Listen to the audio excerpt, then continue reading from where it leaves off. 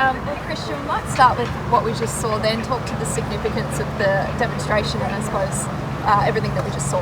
Yeah, it's obviously been a big couple of weeks with Indigenous around, and we have a great guy in charge, Matty Whelan, who's really giving us an insight over the last couple of weeks about all the stuff they've been through and go through and still fight for these days. So it was great to have the Melbourne Grammar boys down, put on a show for us. A couple of players got picked out, but they would have been worded up, presumably? No, honestly they weren't.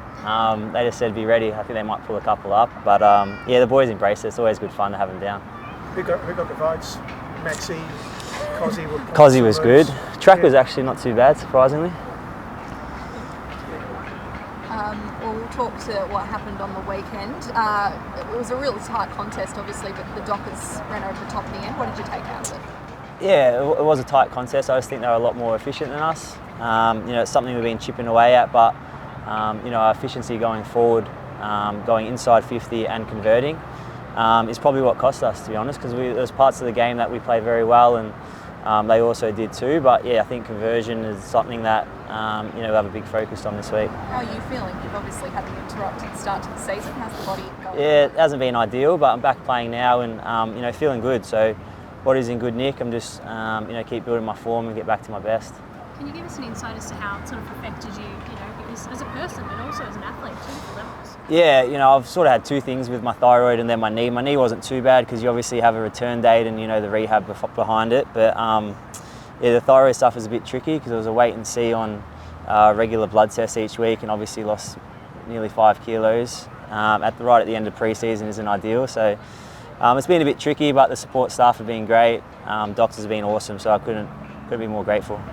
Is it ongoing, or do you think you're on top of it now? No, I'm on top of it now. Yeah. It's not too sure why it spiked, but now I'm on medication just to keep the levels balanced and regular blood tests. Hopefully keep it under control. Saw Clayton out there. Have you got any insight for us as to how he's tracking with the hammy? Who knows with Clayton, but I know he's going well. He'll tell you that. But yeah, I'm not too sure in terms of timeline, but I know he's just going to keep ticking boxes, and whenever he gets back, he gets back. Does he get restless? Yeah, I'm sure everyone could see it. He probably is restless, but that's part of footy. I guess he's been pretty lucky, touch wood, in terms of injuries and that sort of stuff. So it's just a small stint for him, and I'm sure he'll be back soon. You've got a 6-day break. How are you preparing for Carlton? Yeah, it's obviously, they're a very strong contest team, and we had a little meeting before about them at their best. They're a great football club, and we'll prepare as normal. We've got a lot of things to work on ourselves, and get to training tomorrow, and obviously a short break. We're straight back into it, looking to respond.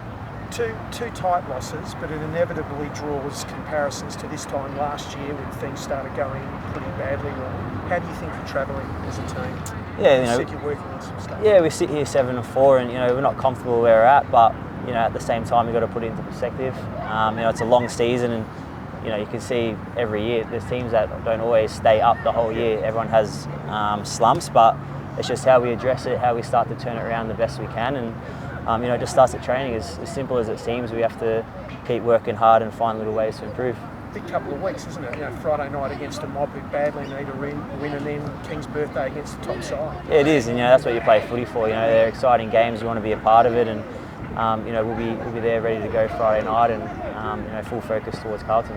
You've had those losses, but the morale seems pretty good out here. What is it like at the club? Yeah, it's fine. It's obviously disappointing. No team likes to lose, and a bit frustrating at times when it's probably conversion and efficiency going forward hurts us. It's basic fundamentals, and it's an easy fix in terms of getting out there and practicing it and just being able to execute. So morale is good. All the boys are up and about, as you saw, and we're looking forward to get back to work on Friday. We get a good opportunity. Lil, first day of pre-season today. Is it a little bit different coming in as reigning premiers? I wouldn't say super different. It's definitely exciting to be back, and it's been a longer off season, definitely compared to last year when it was back to back. So great to be back amongst the group and officially have everyone back here together. So I wouldn't say it's all that different being reigning premiers at this point in time, but it's definitely nice to know that we've done a heap of work up until this point, and we'll be, I guess, chasing that similar success for this season to come. Lily, it was a really big off-season in terms of player movement, obviously with the rules and everything, and Melbourne seemed to get out of it pretty well. What's your perception of how the D's are looking, in terms of your list? Yeah, definitely. There was a lot of movement, and I think that we were really fortunate, I guess, to have a really committed group to this footy club. I think it probably will be one of our strengths this year, I guess, given how solid the list is in terms of the amount that we've played together and what we've been able to achieve and what we'll hopefully continue to achieve. So I think, yeah, the fact that we've stuck together shows a lot about, I guess, the culture that we've got at the footy club, and I guess everyone's willingness to potentially turn other deals away and stay true to this footy club and hunt hopefully what is another premiership year. There was hardly any movement really, except for Days. Yeah, obviously that's a big loss. So it's not really just Days, but yeah, I guess she's been phenomenal for the footy club, and we can't thank her contribution to us all as people and as the club as a whole. So she's been phenomenal, and obviously will be desperately missed. But yeah, her time to go to the next chapter had come, and yeah, now it's just on all of us to bring a little bit of Daisy into the footy club where we can. Well, we know how much she was integral to driving standards at the club and that sort of thing, but I guess her legacy is that those standards, I suppose, live on in the way she taught you guys to get it done. I think so, and that's the way Daisy leads. It's never been the Daisy show, and never was the Daisy show. It was Daisy, I guess, giving everyone else her knowledge and wisdom along the way. So, as I said, we've all got little Daisyisms that we'll continue to live out every day at the footy club. There'll be a new captain. Who's in the next wave of leaders coming through? Yeah, I think as you saw, Kate Hoare as a vice captain did a tremendous job, and but yeah, there's so many other people that could step into that role. But I don't think that'll be a conversation we'll be having anytime soon. It'll be one that sort of continues to build and evolve and see how the group functions, I guess, without Daisy, because we've only known the footy club with Daisy at the top, and we'll just sort of see how the group falls into piece. Come on, Lily, pump yourself up. It's your time now, surely. No. Have you been in the leadership group? Yeah, I have. Yeah. Okay. So, but yeah, as I said, there's plenty of great leaders. Tyler Hanks is one, Libby Birch is another.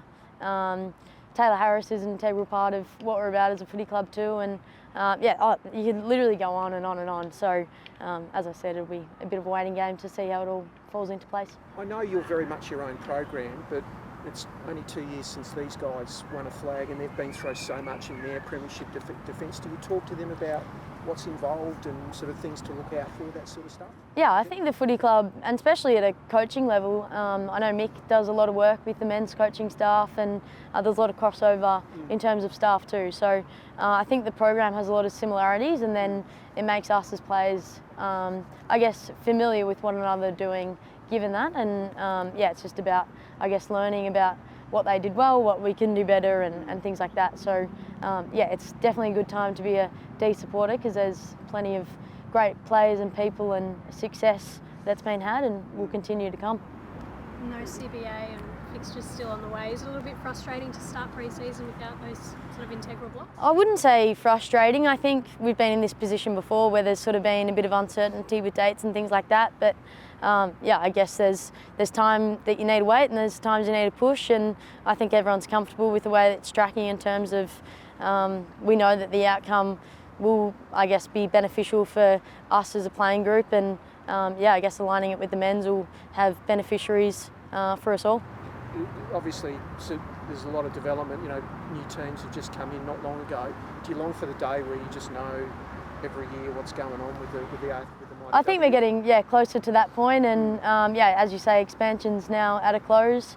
Obviously, there'll be a Tassie team in years to come, but yeah, I think the league is now 18 teams. No more expansion period. It'll be a more settled competition going forward, and the CBA will be part of that.